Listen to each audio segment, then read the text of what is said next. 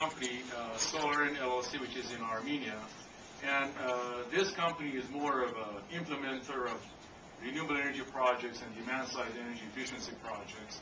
It's a sister company, and its executive director is Arthur Lalayan, couldn't be here. They've done one project that they did. They developed Wind Atlas for Armenia, again under a grant from the United States Agency for International Development, and Enrail National Wind Test Center cooperated. And back in in 2001, I believe, developed Wind Atlas for Armenia. So a lot of wind work, wind project development that is happening in Armenia benefits from the Wind Atlas was developed. Also, there was a site in Zod, at the eastern part of Lake Sevan. The site was developed, a significant feasibility study was done, and that site is in the process of the lease contract, in the process of being sold to another local investor. So, kind of incubated that site, and the site is being sold, and local investors will take over.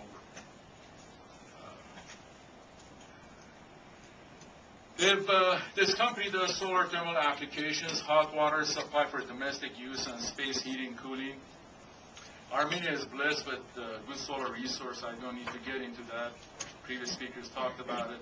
This is the type of installation that this company, Solar has done.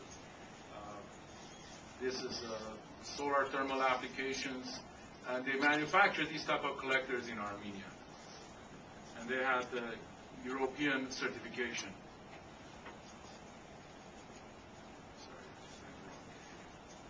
This is the roof of AUA. They did a pilot 20-ton solar thermal-driven air conditioning project based on desiccant systems. And they've done some solar PV projects. We have some from various sizes. This is PV projects they've done. And this is a PV station for remote locations. And I believe, Steve, were you involved with this or not? No, not with that. So, I'm sorry, I'm just wiring. So wind resource assessment, I talked about. This company is capable of doing wind resource assessment. They have some anemometer towers, and they've done significant work. And Ken already has covered this, so I will bypass this. This is the type of monitoring towers that already exist in Armenia, and this company does installs them and does the monitoring. They've done some biogas projects based on funding from U.S. Agency for International Development. There's significant potential for biogas as well, and this is the type of installations they've done. And the air conditioning project, I already talked about it. This is the roof of American University of Armenia, the project they did. And also they've done significant consultancy in renewable energy and energy efficiency area. Deputy Minister is knowledgeable about that, and they were involved with developing renewable energy law for Armenia. So there's significant competency in that company for consulting. That's it. Thanks, sir. Thank you.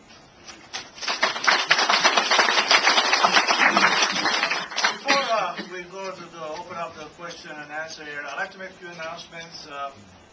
When you were walking in, you saw their sign-up sheets. I would really appreciate if you guys, whoever not signed it in, please sign it in so we have your information. We also have the ASA application forms there, and we'd like to, all of you who are not members, join us if you can, please. That will be appreciated. So we can participate in the future project, and maybe you can make extras for us the next time. We also had two things there for sale. One was a CD, which is one, and the other one was a book about Armenia, a touristic book. Both of them are for fundraising for two of our projects. One is a 523 project, the other one for Care for Sevan. So if you would like to purchase one of them, see one of us, by myself, or some of our board members which are here. Also, I had some handouts back there that if you were interested, there's a paper was published, and also some of the slides there, so you can take.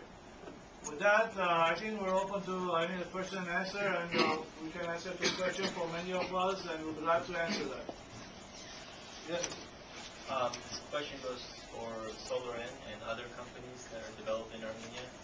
Has there been any insight on not just for domestic market, but for export as well?